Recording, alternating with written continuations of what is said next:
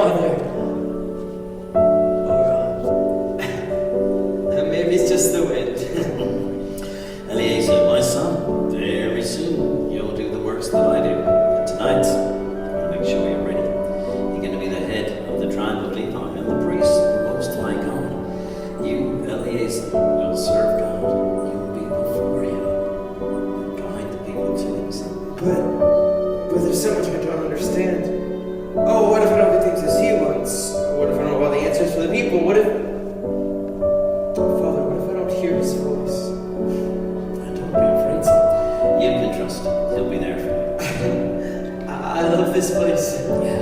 Why is it called the Tabernacle again? Well, the word tabernacle means dwelling place or sanctuary. Yes. The tabernacle was designed to be the dwelling place of the God of our father. Abraham. And how do we know how to make it? Well, God made sure that every detail, well, from the pieces of furniture and the fabric of the tent to each exact measurement was written down by your uncle Moses. Well, then Moses entrusted all these details to Bethsaida, our greatest craftsman, and charged him to build the house of God. I'm amazed every time we tear down this place. It happens so quickly. Well, that was one of the most important details God considered when he designed the tabernacle. You see, some only needed to be portable. God knew we were going to be in this desert for a long, long time. But why, Father? Oh, we are so close to the promised land. Why are we wandering around in circles? 35 years, what? What are we waiting for? Well, son, you've asked the question many times. Tonight's the night of truth. My whole generation, we failed God terribly, and we've been sentenced to wander in the wilderness. The truth is, son, God is waiting for me and my generation to be gone. And then you and your generation can possess the promised land. Father, why would God do that? Why would he abandon you like that? Son, God hasn't abandoned us. He is with us, as a cloud by day and a pillar of fire by night. But all these years, dreaming of the promised land, the land pouring with milk and honey, and you'll never get to see it.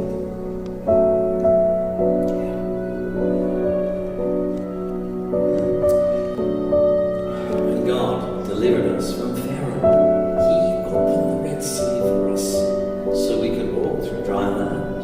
He took care of us, gave us everything we needed. But our hearts were not toward him.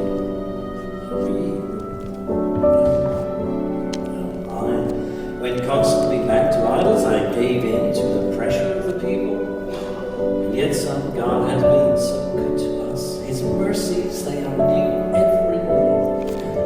But he knows that we who live in Egypt are not ready to receive what he has for us. So in his endless grace, he's thinking of you. You'll be a much better high priest than I was. But Father, there's so much that I don't understand. I No. just you. You need to understand, he's never left us alone, even when I failed him time after time. Son, we doomed ourselves to the wilderness, and yet God decided to live and dwell among us, and he designed this place. Even when we failed him, he didn't leave us. He came closer. In his grace and mercy, God left the heavens to dwell in a tent. It was made with the hands of men. Now, this is the tabernacle. We just learned everything about this place.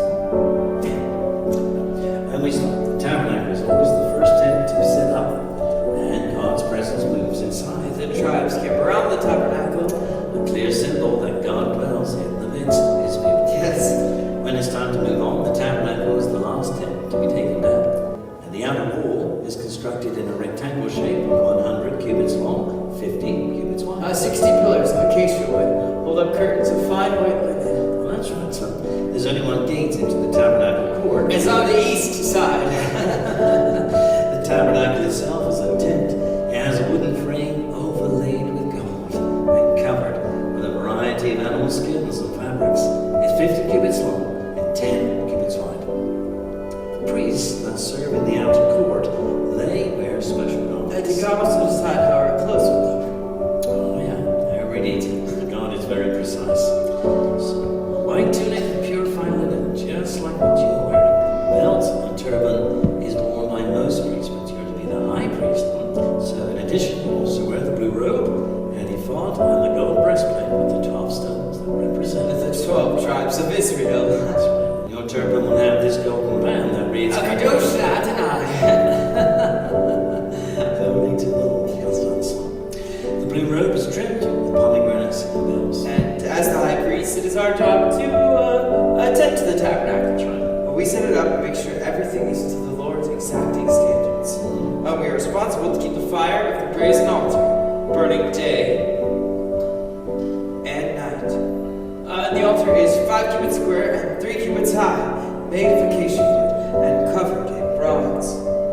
There are 5 types of offerings received by the priest. And they are? The peace offering, the meal or grain offering, sacrifice of praise, thanksgiving, the sin offering, which forgives the worshipper's unintentional weakness and failures, the trespass offering, which is similar to the sin offering, except it's an offering of money for sins of ignorance. The burnt offering, performed to atone for the people's sins against the Lord. Oh, that's right, son. Well done, that's right. Yes, but Father, why does the Lord require us to make offerings? Well, we've all missed the mark, and we all deserve punishment. But God, in His infinite grace, has created a way for us, a plan of redemption to save us all from the consequences. But some without the sacrifice and the shedding of blood, there's no redemption for us. The burnt offering. Right. Yes, the sacrifice of an animal. A young bull, lamb, or ram. Even birds are accepted from the poor. The animals are received and killed on the north end of the altar, and the blood is set aside. Then we place the animal into the fire, and it is completely consumed by the flames. Then we take the blood of the sacrifice into the tabernacle. No, wait! Haven't I taught you well? Remember, before we enter the holy place, we must first stop here at the Bronze laver, yes. Wash our hands and feet before we enter into His presence. The laver stands to remind us that we need cleansing before approaching God. We atone for our sins through a sacrifice of the brazen altar, but we cleanse ourselves of the laver, so that we will be pure and not die before a holy God. Yes. Then we can dig out the blood and enter the holy place. And only then. Now, come on back. Don't spoil it. Now, before we go any further, talk to me about the door to the holy place. Now, because I've guides in this one. A curtain drawn across 5 acacia posts, covered in gold. This is the beginning of the tabernacle itself. On the other side of that door is the presence of God. Now, not the fullness of His presence, just the overflow coming from the most holy place, but well, it is His presence nonetheless. Then we enter Yes. the tabernacle and tend to the items inside. First, the menorah. It is exquisite. Hammered from a single piece of gold weighing 1 talent. And each branch ends in a beautiful almond flower which opens to the sun. Now, you alone will be responsible for keeping the wicks trimmed and burning the purest of all oils. The lampstand is the only source of light in the tabernacle. What's next on? Next, we attend to the table of showbread. The table, also made of acacia wood and covered in gold. On top are 12 identical loaves of unleavened bread. One for each tribe of Israel. Now, every Sabbath, as the high priest, you will provide hot, fresh loaves, and the other priests will eat the old loaves, which are now considered holy, because they've soaked up the presence of God for a week. And then we sprinkle pure, finely ground frankincense on the loaves. It can be burned to create a pleasing odor or just it has quite a few health benefits. And the showbread is symbolic of the people of Israel living before the face of God. finally, we attend to the altar of incense. The altar is covered in gold, with a gold crown on top and 4 horns, one in each corner. It is used to burn incense made from a special recipe that cannot be used anywhere else. The incense is burned twice a day, fueled by hot coals from the altar of sacrifice, and then it's fed with the blood of the sacrifice and sprinkled onto the horns of the altar. And it symbolizes the prayers of love and adoration of God's people who had their sins covered by God. When our son would come to the door to the most holy place, tell me about that. The veil, separating the holy place from the most holy, is made of a fine linen and burdened with cadmium, just as the walls of the tabernacle are. This veil is special. It's more of a tapestry than a veil that is not to be touched, except by the high priest. Only on one day a year we enters the Holy of Holies, on Yom Kippur. Oh, that's right, son. Yom Kippur is Day of Atonement. Come, son.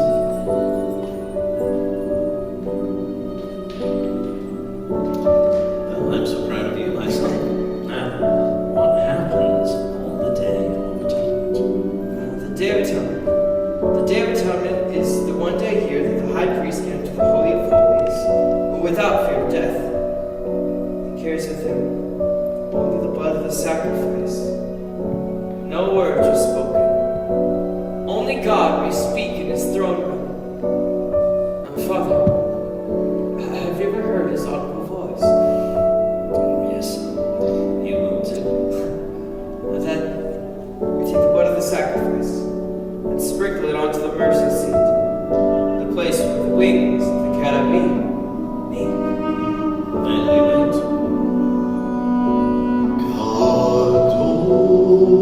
Kadosh Adonai Elohim, Kadosh Elohim Zebaoth, Kadosh Adonai Elohim, Kadosh Kadosh Adonai.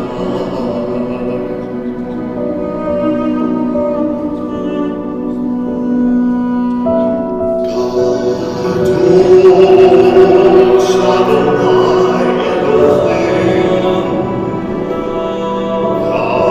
Kadosh Elohim Zebaoth, Kadosh Adonai Elohim, Kadosh,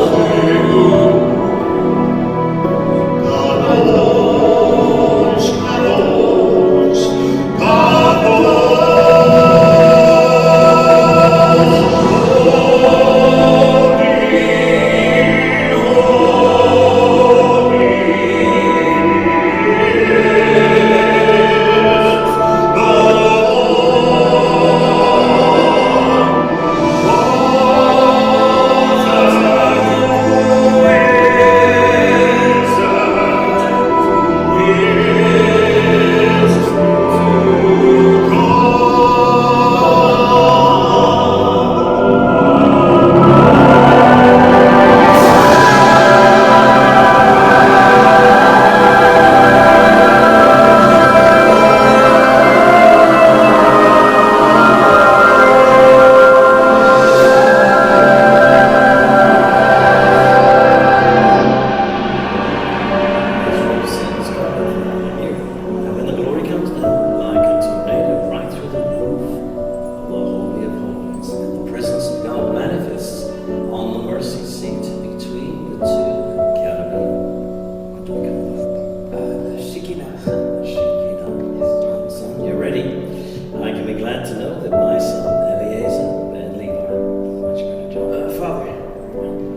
promised land. Will we build a temple for the Lord?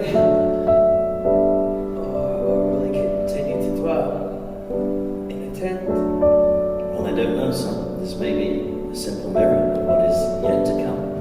But I believe he has a plan of redemption. So do your part, serve him with all your heart. Always remember, the Lord is near you. Now,